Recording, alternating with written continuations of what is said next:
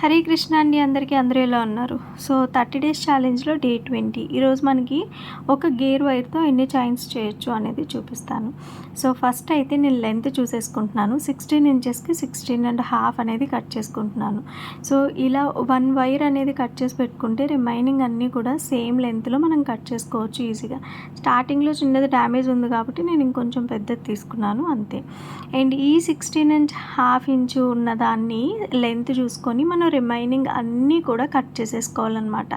So ఇలా నేను already cut చేసి పెట్టుకున్నానండి. సో ఇది ఏదైతే బాక్స్ ఖాళీ అయిపోయిందో దాన్ని కూడా ఎలా యూజ్ చేయాలో కూడా చెప్తాను. అండ్ మనం ఒక కంప్లీట్ గేర్ వైరు ఏదైతే ఉంటుందో ఆ రోల్ని ఇలా కట్ చేసి పెట్టుకుంటే 16.5 ఇంచ్ నేను కట్ చేసుకున్నానండి. 18 ఇంచెస్కి అయితే కౌంట్ అనేది తగ్గుతుంది. సో ప్లీజ్ అదొకటి నోట్ చేసుకోండి. అండ్ 16 ఇంచెస్ది మనకి అరౌండ్ 40 పీసెస్ అనేది వచ్చాయండి. అంటే మనం ఒక గేర్ వైర్తో 40 చైన్స్ వరకు మేక్ చేసుకోవచ్చు. అది కూడా 16 ఇంచెస్ది.